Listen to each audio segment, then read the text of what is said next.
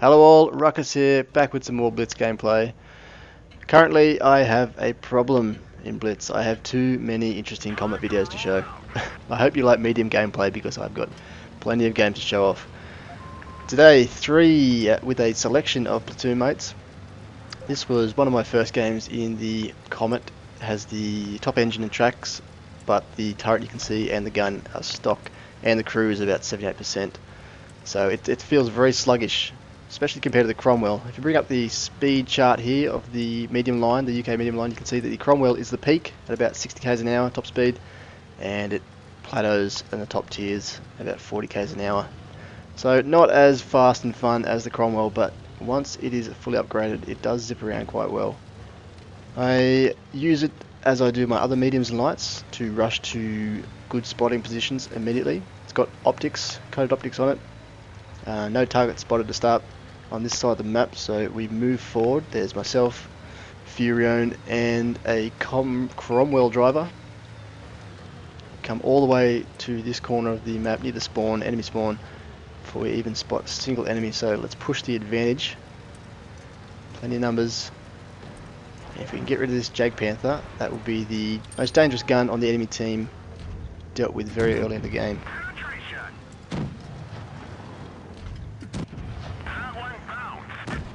There's really not a whole lot of difference between the top gun on the Cromwell, 75mm Vickers, and the top gun on the Comet, the 77mm Mark II.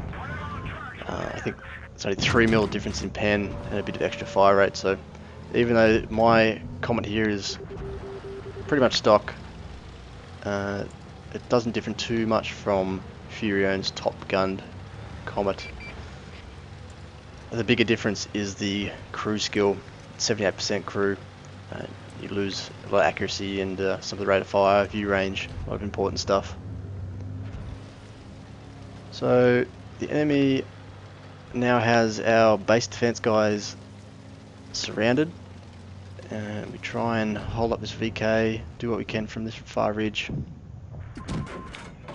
but he's going to slip away from us, and it's quickly going to turn from 6v6 into a much more dire situation. Flat Panzer is about to go down. A couple of clutch shots on those distant targets. That one had no chance.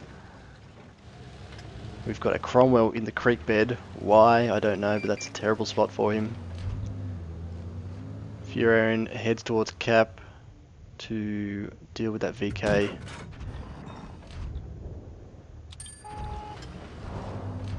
Comet's getting rushed. And now it's just myself and Furion versus 5 enemies.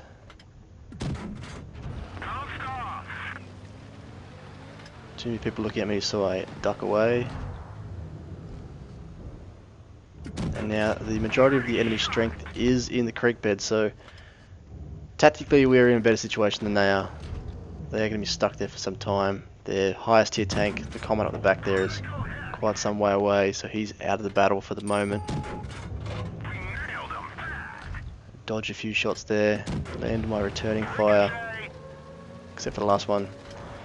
Furion's heading north into the Cap. He wants to deal with those low health tanks, which is the right move.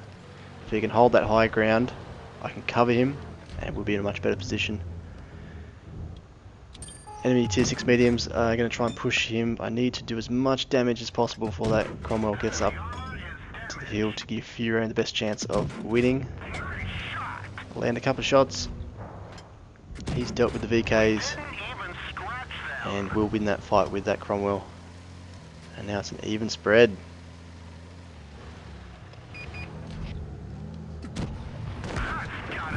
Comet off to my left, misses.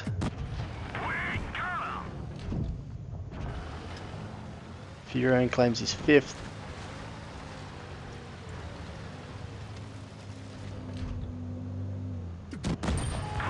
Now just the Comet left.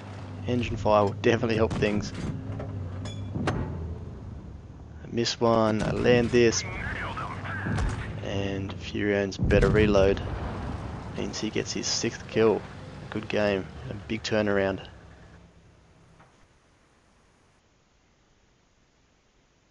On to the post-game stats, and we'll see that the poor old stock Comet can do quite well, at least in those low-tier games where there's no massive armor or massive guns. 3k for Furion, 2.4 for myself. A lot of misses there. 16 damaging shots from 28 fired. 35,000 credits, and the Confederate and Crucial Contribution Awards. Second game, myself and Carrick, both in Comets again, on the new Malinovka map.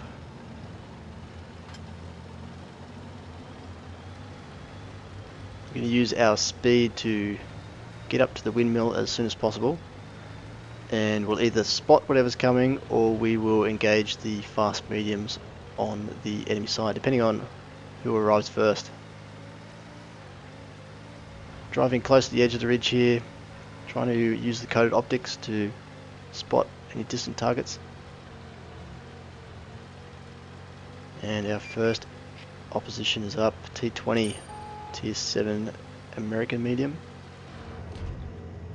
We're going to come in from 2 different angles here, but I don't want to poke out too much because we know there are going to be some bigger opposition following up behind him. That one ducks low into the ridge.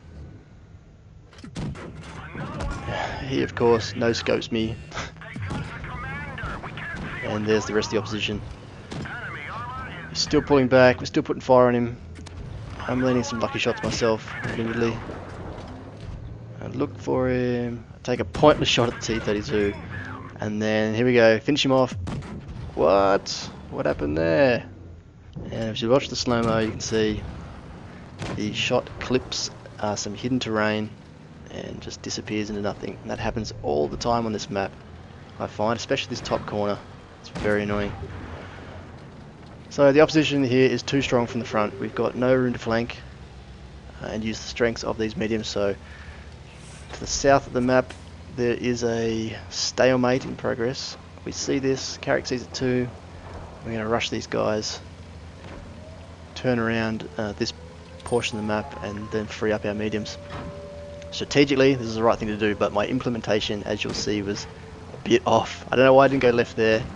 That would have been the better play, but I think I must have thought it was too steep to drive down. I don't usually go around the side of the map too often.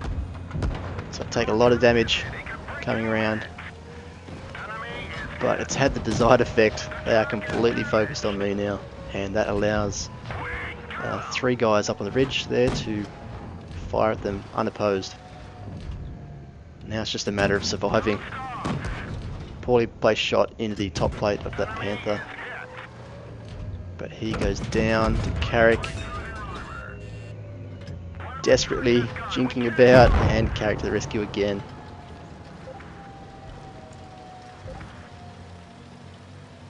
That T20 from earlier is capping,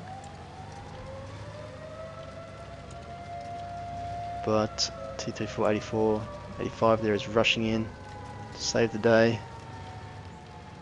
The windmill side has lucked out. They lost their battle, but they've left the enemy tier 8s on quite low health. Swap to APCR. You can see in this match I've got the 77mm gun and the top turret. The crew is still not full though. Very lucky shot at that T29.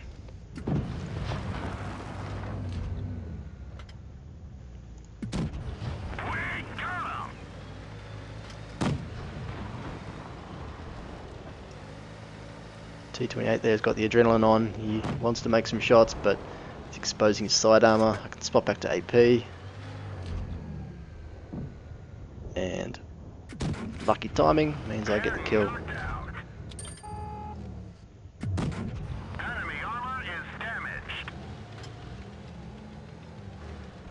And now there's just the T29 left.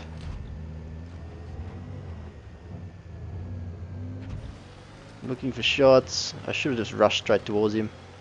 He's gonna push Carrick, and he's got the doesn't have the top gun. He's got the fast firing gun, and he's gonna rush Carrick, unfortunately.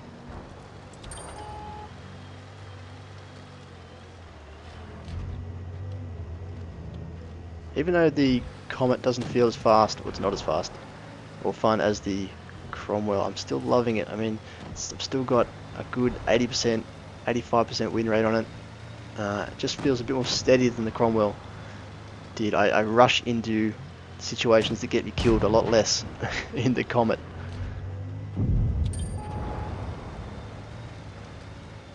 Match done.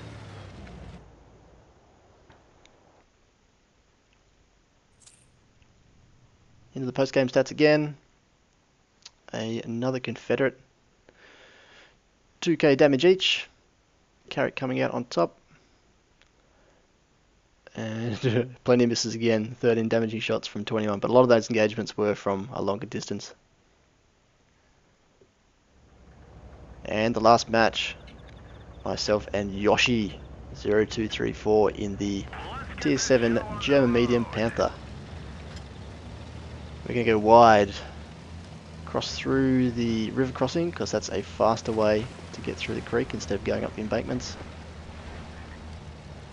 And this is a very high tier game.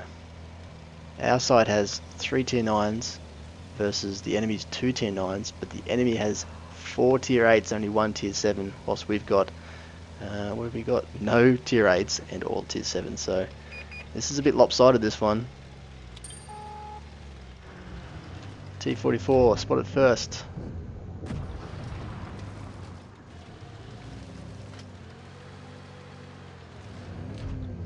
He is focused on Yoshi. My camo will be reset now. I want to check what else is around before I do anything crazy here. I figure it's worth the risk. I'm going to try and flank round. Call for help.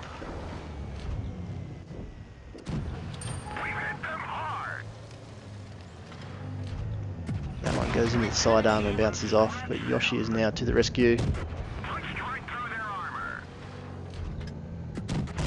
T-44 shot misses, and I get away lucky to just take one shot.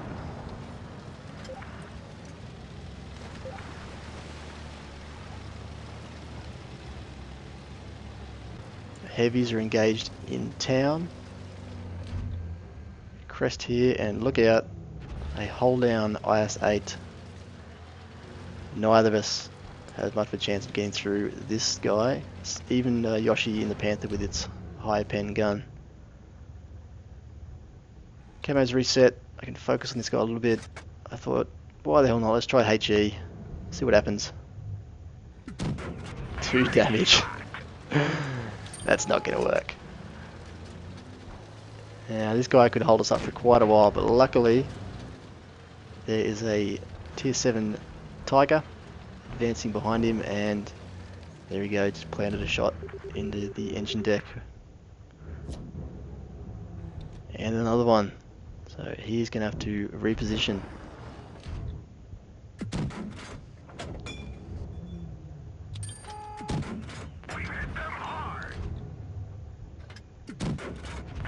One into the rear, one bouncing.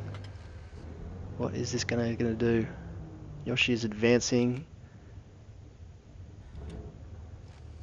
Pauses, he's still taking fire from the rear. He sees Yoshi on low health and decides that's the target he wants to rush. Getting some unreliable penetrations even through the side of that guy with the low pen on this gun. So I swapped to APCR. Yoshi's getting desperate, he's only got 250 health left. I block him, I almost get him killed. Sorry man. But he managed to avoid the return fire, and down goes the IS-8. The enemy has an AFK Jag Panther, which I guess levels the playing field a little bit. Seems only fair. I ignore him, Yoshi can have that kill. Got to try and help out the heavies in the village here.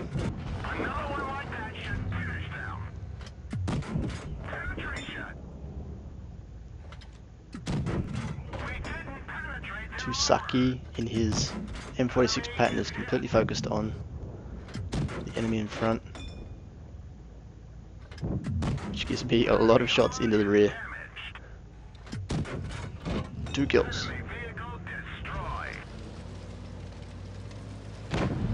Yoshi gets the Jag Panther, and this game is more or less won. Gotta get in there for some more damage. Fire the KB4, which means I don't see the dead M46. Some pro driving there. Yoshi's up. Let's get rid of this T-28.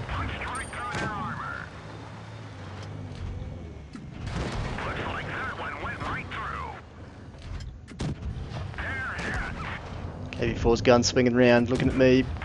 Use the tracked T-28 to avoid that shot, or at least take it on the observation device. I get the T-28, luckily.